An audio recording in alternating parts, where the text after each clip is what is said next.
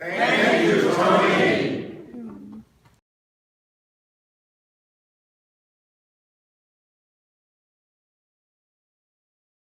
Because we're going to put them on a disc and send it to Tony. When we were planning this, we thought, well, it would be for his family and Lisa and his sons. But now it's going to be for him and Lisa and his sons. So it'll be a really nice thing for him to listen to at this point. So if anyone, no one has anything to say, we'll say what we say. There's no fixed time here. We do what we want to do. Doesn't matter, you know. Shirley, here you go.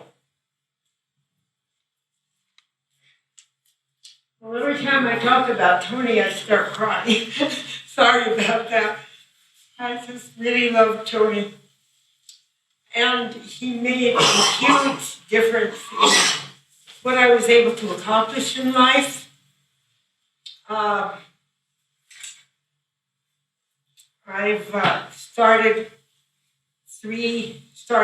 ran, recruited, trained, placed 3 sets of volunteer teachers, all of whom had to deal with working across cultures or working to train people to be able to function in a variety of communities.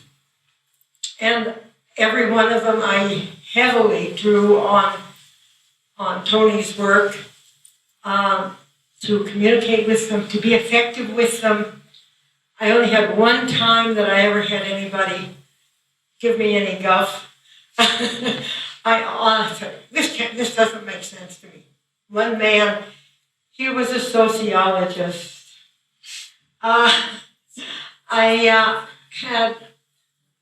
first tried this out on some 14-year-olds who just finished their bar in about mitzvah years and was invited by their teacher to come and talk to them. And I introduced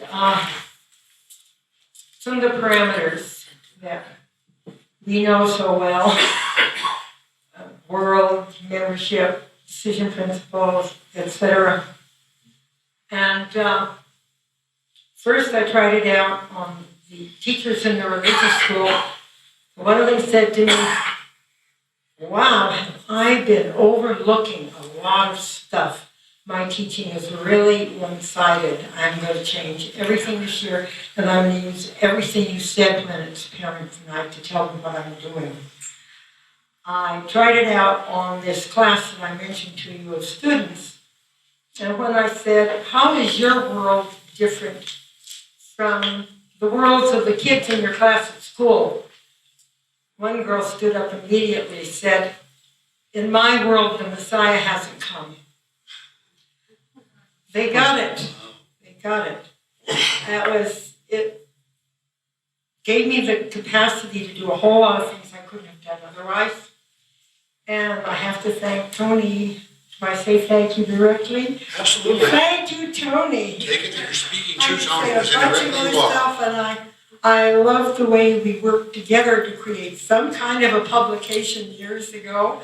I can't even remember which of the many small descriptive psychology publication was. I loved working with you.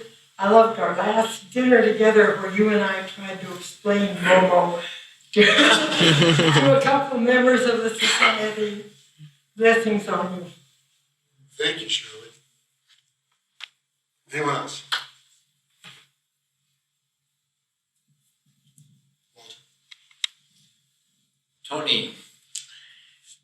Tony's clarity and his confidence in his clarity was a beacon that we always looked to. We will continue to do so in his writings. Thank you. Thank you. Please.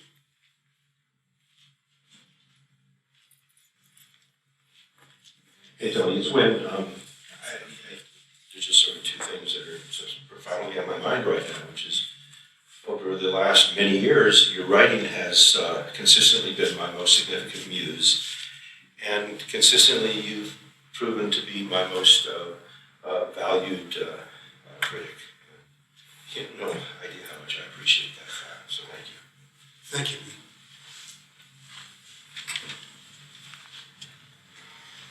Ralph? Hi, Tony, it's Ralph Wechsler.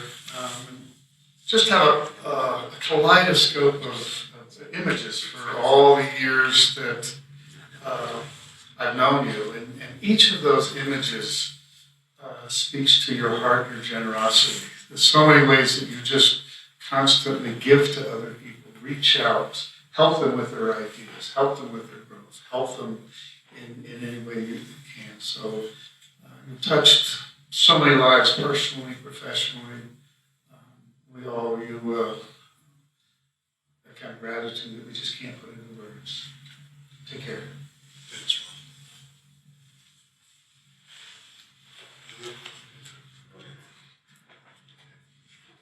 I also want to say thank you, Tony, for so much, for being one of the pioneers of this organization, for from the beginning being our primary archivist. So if we're going to survive, we have an archive now, we have advances, we have Pete's work, so there's something there for people to find, some fantastic work, and you know, you're the main man there, you've been the main man at preserving this. So that's an enormous, just such an enormous contribution. For me personally, I had this, whatever I want to call it, my coaching period where I was just thinking, writing about coaching. It was all based on communities, your work, communities, organizations. That was, the whole thing was built on that. Just, so I owe you a tremendous debt there for organizing my thinking about that. And then just today when Errol's talking, he quotes you, Tony.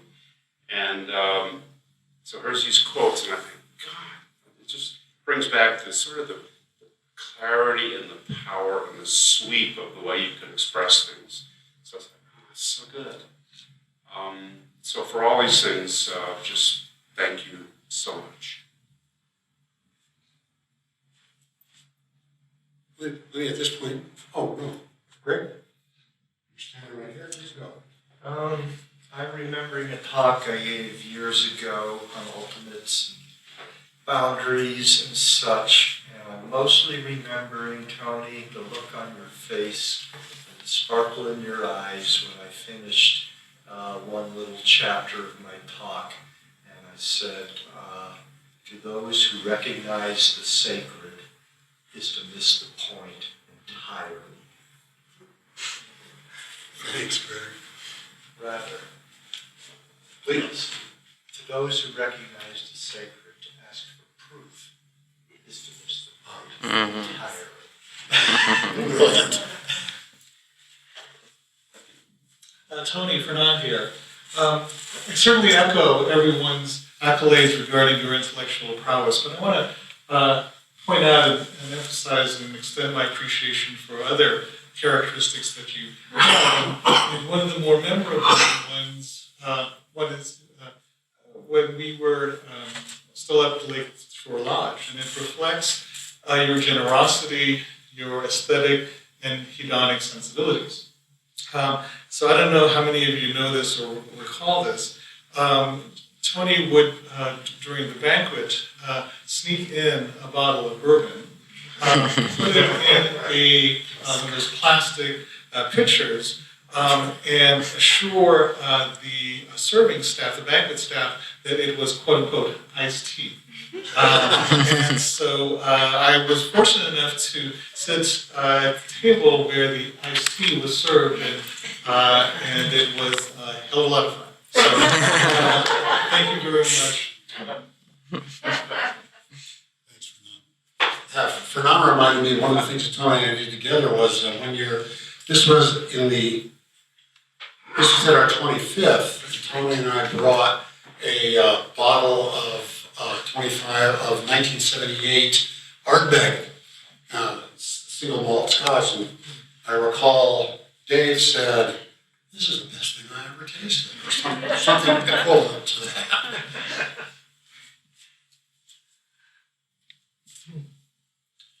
Tony, the CJ.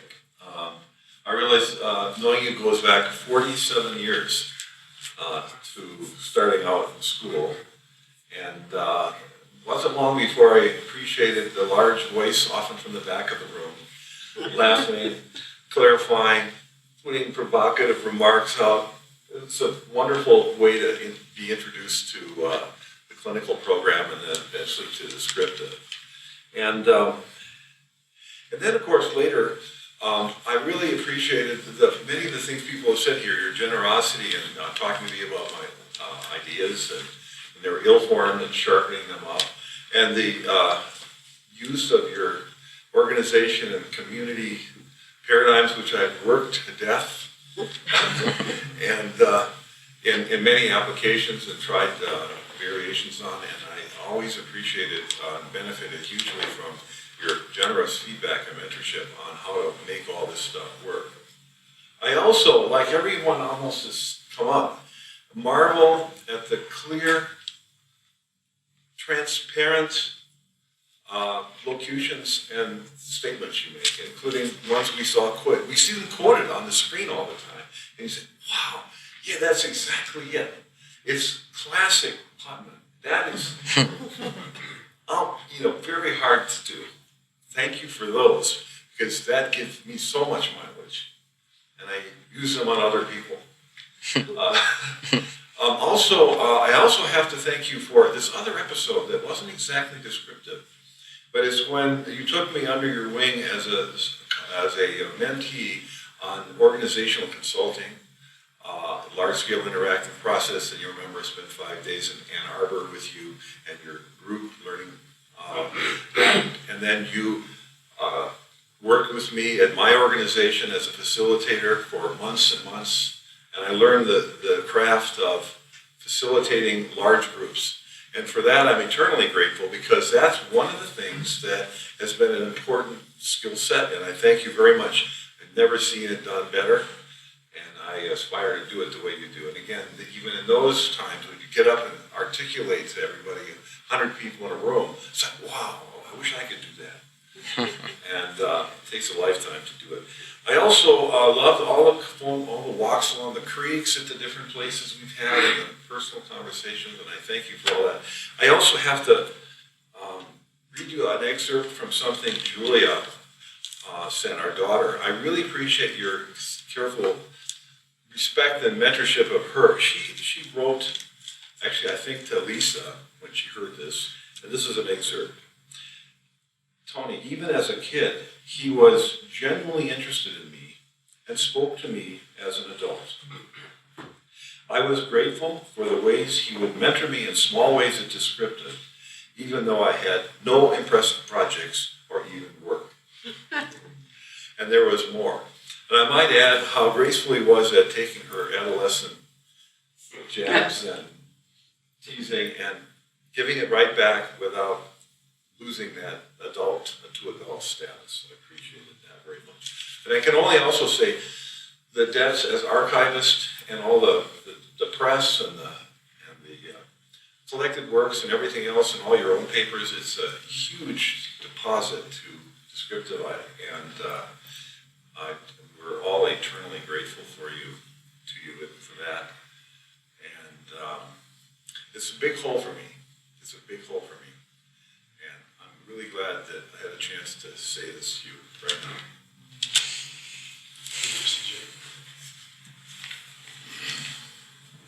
Hi, this is Lori. So while I want to agree, of course, with everything that's been said in terms of Tony's work, I want to say something a little different, which is how much I appreciate Tony's unfailingly pleasant, supportive, positive nature. He's always interested in everybody's work. He's always comes up with interesting points to make. He's just always really so pleasant, and that is just something that is unusual, I think, for that. And then just personally, we've talked about our son some, and at one point some years ago, our son, who's a mural artist, was on Kickstarter, and I'm trying to collect some money for a really wonderful project, and Tony contributed, and I was just very moved by it.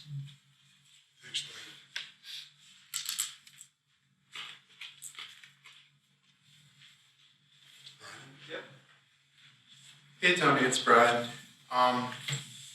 First I'm going to share something with the group, and I hope you don't mind. So I first came about Tony's writing in Wynn's class in my second year, and I read Community. It blew my mind. And I was so excited because it was my first time at the conference, so I came all dressed up in a suit. And I was sitting anxiously in the back, and then here comes this giant guy walking down wearing this brilliant Lord of the Rings t-shirt. All I'm thinking is, this is the descriptive psychology version of Gandalf. The reason why I'm saying this is because there is a wizardry about Tony and this magic and this ability for him to just pull magic out of nowhere. And when I had an opportunity last year to work with Tony, the smallest things are the things that I really celebrate when it comes with Tony. And for me, it's sitting down, having a beer with him at the Golden Hotel, trying to flesh out our initial idea of the new website and what it's going to look like, and him expressing these new concepts that I was holding on to and I use daily. And one that really struck me on a personal note, and that's his idea of needs, wants, and likes. And for a person that's very young and that is always searching for ways to organize life and to have direction and to make meaning, I use that every single day. And I gotta say that Tony, I know it was an offside comment that, might not have meant a lot in the moment, but I'm really holding on to it, and it means a lot to me. So thank you. Thanks. Let me read one of the contributions from afar. This is from Keith Davis. Pardon me. Just a few probably inadequate comments about Tony's contributions. As I see it, he made 3 intellectual contributions. The first in his articulation of the concept of communities, and then in its application to the concept of organizations. Each of these were central to taking DP outside the focus on individual persons and their relationships. The third major conceptual advance of Tony's came in his paper, Being, Becoming, and Belonging, where he uses the DP concept of status as a tool for getting at central personal issues such as consciousness, authenticity, personal change, etc. Another major contribution was in his organizational role as the developer/founder of the Descriptive Psychology Press. Without it, the Society would not have had a vehicle for publishing the latter volumes of Advances in DP, nor of bringing out the collected works of Peter Osorio. It is hard to imagine the Society without Tony Putman and his contributions. And I'll just personally echo that. Couldn't say it better. And let me, I'm never sure the technology will do what I want. This is from Tom Mitchell, who some of us know and the younger folks don't know because he's been unable to come for several years because of some heavy-duty health issues. Tom had the following to say. Tony's contributions to the Society and to the continued publication of the Advances series are of course well known. Others, especially Keith and Carolyn, will no doubt speak to them. I'm hoping I can inveigle Carolyn into speaking. I don't know if she feels up to that.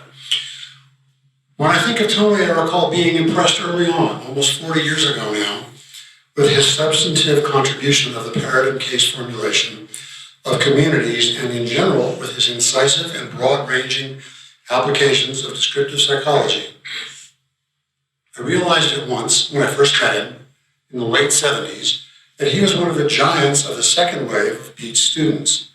That early impression was certainly confirmed in the following years when I was very active in the Society by the special relationship I saw he had with Pete. He obviously respected Tony's thinking to an unusual degree.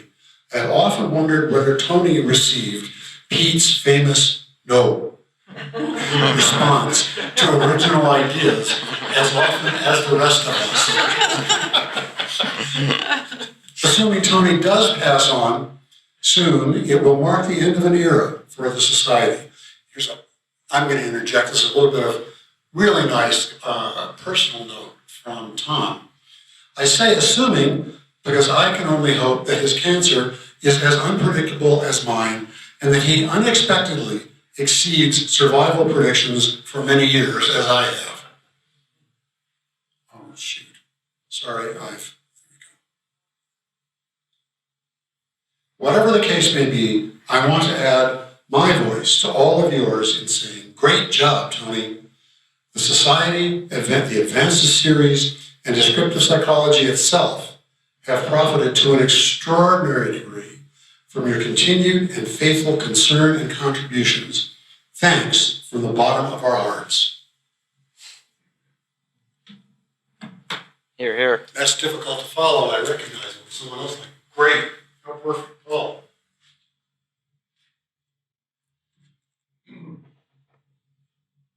Tony, congratulations on your terrific life. As my friend, we might remember the men's dorm at GSP in India in 1976. And as my colleague, over the last 45 years of development and use of Descriptive, it has been a blast. With good love, Paul. Thanks, Paul. Would you like to speak? I need to do my thing. Well, let me- Kind of end what's happening. I want to add something. Yeah. Someone else wants to talk? Charlie?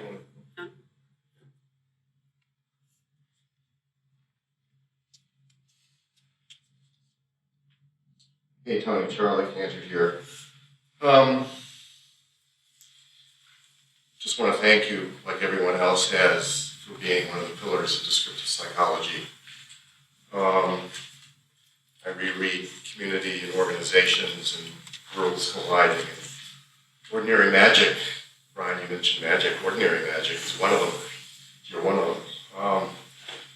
But I remember it flashed in my mind. It must have been the first or second conference.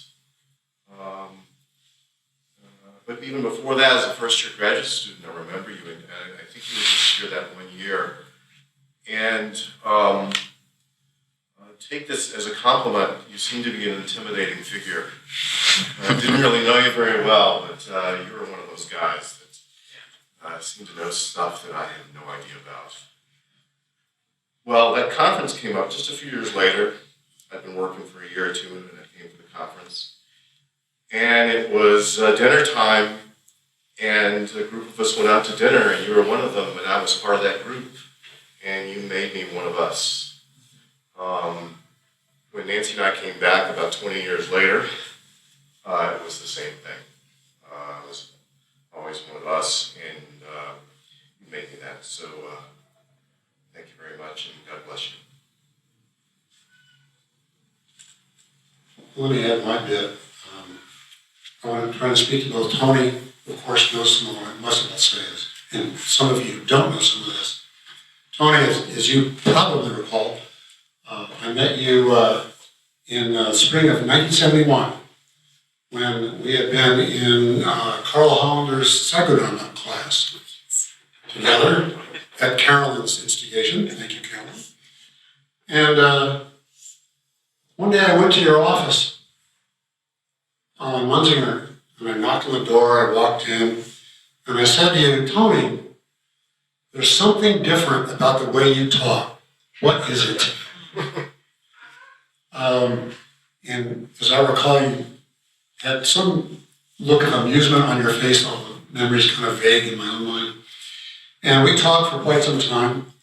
And you gave me, if I remember correctly, meaning and symbolism. And it was more or less, that was all she wrote for me. I was like, my God, this is a guy who understands the real issues about psychology.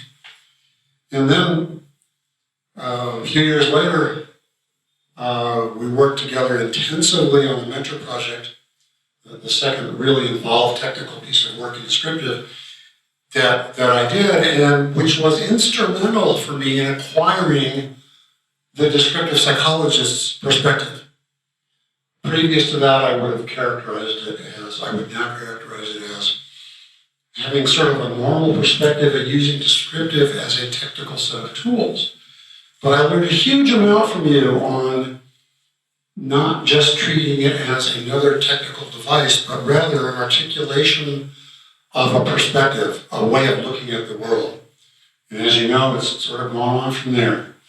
And although I didn't happen to stick with it, you were how come I got into City Yoga, which opened a number of new worlds and ways of seeing things and being in the world for me. The most shocking event of my entire life intellectually was when I talked to you on the phone when you were living in North Carolina, and I was living in Nashville, and I said, so what are you going to be doing next year?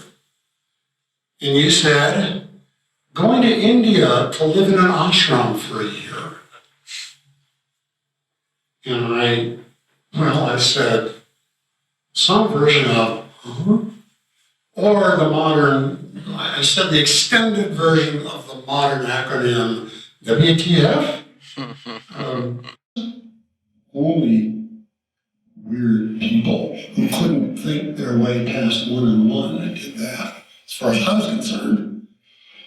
And yet you weren't one of those. So I was faced with this face in the wall, and it was your face, Tony. But it worked out okay. It worked out okay. So thank you.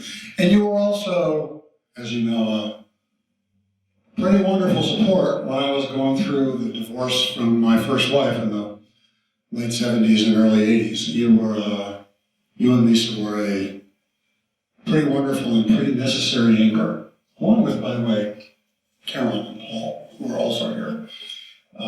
So thank you, and thank you for everything. Anyone else? Then I'll pass this to Caroline. We'll see if I can get the technology to work, Caroline. Okay.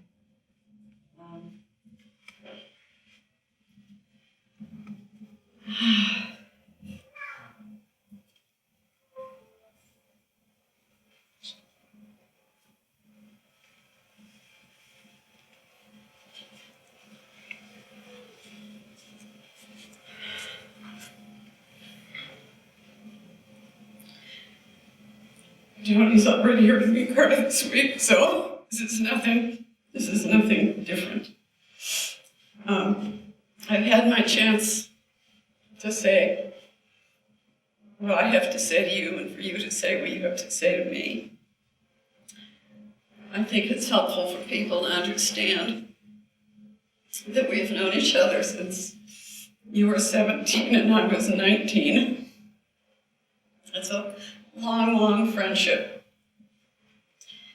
I was the managing editor of a campus newspaper. We were looking for reporters, and this freshman called me up, and I talked to him, I don't know, it seemed like for hours, and said to the editors, we found someone. He's really smart, he's creative, and he has great ideas. And it's just gone on from there.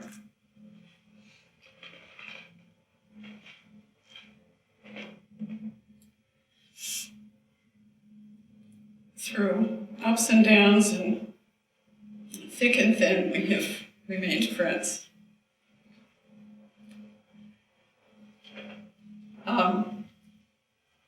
What I would like to do is not talk about you, but have everybody here participate in a social practice that comes certainly out of your work. And that is the way I would like to pay tribute to you, is to act on your work. As Tony knows, I'm pretty stressed across the board right now, but I'm doing the best I can.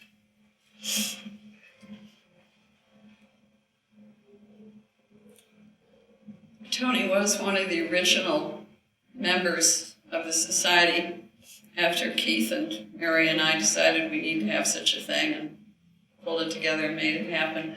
And I would like to add Tony and Lisa. They both flew out from Ann Arbor. And Lisa has been a very important part in a quiet way in the society, doing, countless hours of work on publications, and in every way supporting you in your work, Tony. And so we want to thank Lisa as well for her contributions. So Tony's contribution has been to articulate community and organizations. And here in the society, I've had more of a function of building community and the organization, particularly through introducing new social practices that connect members with each other. That's such a critical part of creating and building a community and extending it into the future. And as we express our appreciation for Tony, I'd like everybody to express their appreciation for each other. All those things, that we have to say to each other that maybe we just haven't gotten around to, or it doesn't, maybe you'll think of it right now. It can be to somebody you've never seen before. It can be, thank you just for coming. Thank you for your interest in this work. What can I do to support you in learning about Descriptive? Or maybe you want to thank somebody for the way they have supported you in either your intellectual or your personal life in some kind of way. Or what somebody has done for the society, and ways we can carry that forward into the future. This is also a time we can express our regrets, even ask for forgiveness. After all, communities sometimes need some healing between members. Tony set a good example for this, and I'm speaking to him again, my appreciation for this. He was introducing me. I'm sort of talking to you, and I'm talking to other people. So, anyway, I remember the time you were introducing me at a conference, and you said, what I just realized? Carolyn actually should have been in line for the editorship of, the second, when we lost our first editor. That he said I had the competence, I had the priority in some kind of way, and it went unrecognized. And he stepped in and he became the editor. He said, you really should have had that. I thought that was a very generous public acknowledgement of a regret that meant a lot to me. We aren't asking you to make it public, but if you have any regrets or requests for forgiveness or apologies, include that. That's important too.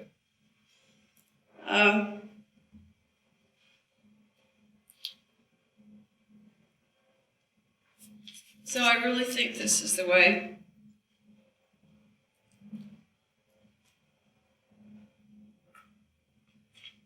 I would like to honor you, Tony, in real time. And before we begin that, Walter had a great idea. How would everybody like to just stand up and say all together, thank you, Tony?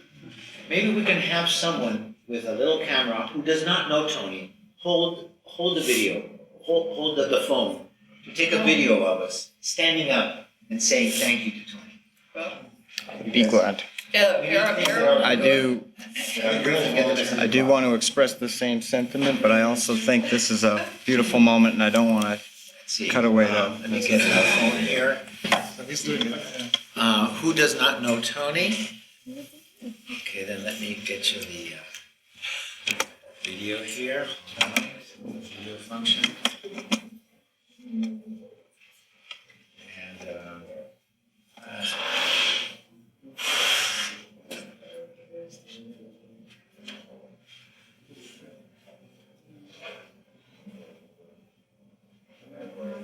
okay, no, we're good here. Let's see. Let's see if we can. If we can move in.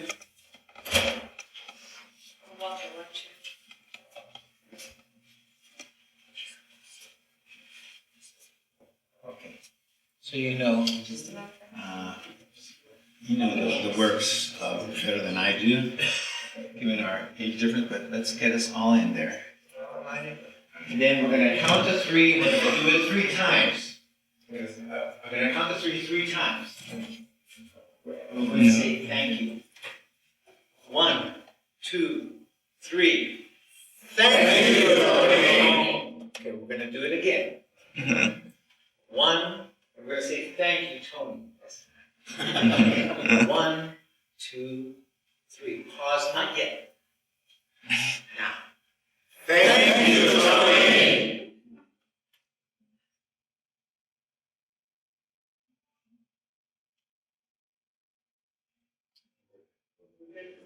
Okay.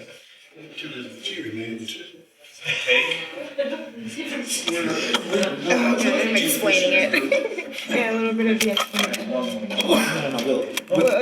No, we can edit this to get rid of some of it, and then we'll just have the thank you Tony. So, Greg had one more thing he wanted to say. If anybody else does, please let's do that right now, and then you can just go on your way and play with my new community building social practice, whatever way. When that's done, I have one last thing to say. Freedom is just another word for nothing left to lose. When this is done, okay, I can fix that. So once again, are you up?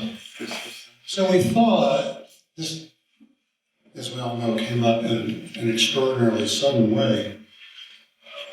Carol and I were talking, we thought, if people want to do this, it's just an if, this is not a definite, oh, we gotta, it's scheduled, nothing like that.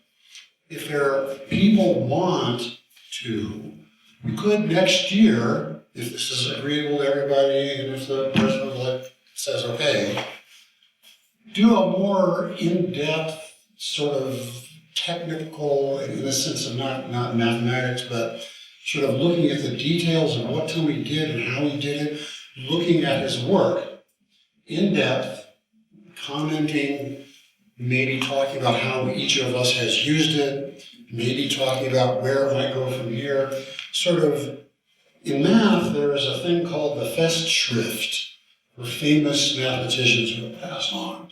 This would be almost kind of like that. It's sort of all of us looking at his work, saying, well, no, Tony did this, it was fantastic, or good for this, and I've often wondered about this other thing. Again, if people want to do that. So if this is of interest, it's really important to me that people understand this is not a done deal. This is purely an option, an opportunity if you want to do it. I put together a little list of papers, nothing more than a little list of papers. I put what I call the 3 classics. The 3 actually that Keith mentioned. He did that independently, no consultation. The ones we all know, communities, organizations, and being and becoming and belonging. There's where they are in advances. And then 3 of his more recent work, which Tony considered really forward-looking, groundbreaking, in many ways not as easily understood. Many people have said, they looked at this and said, I don't know what you're getting at. But if he was so sure there was something there, well, it probably is. So we might look at these and read these and say, well, now, hey, let's talk about, let's say, what in the world was he getting at with this out-of-glance business? and see what we can make of it as a way of continuing, expanding, and having his work and contribution continue to be a live part of our society and our community. Thank you. Anyone else like to say anything? Okay. Om Namah Shivaya. Well said, thank you. That Om means Namah Shivaya. I honor the divinity that exists in each one of you. And I say that to Tony, and I say it on his behalf. Thank you all. And thank you on behalf of Tony.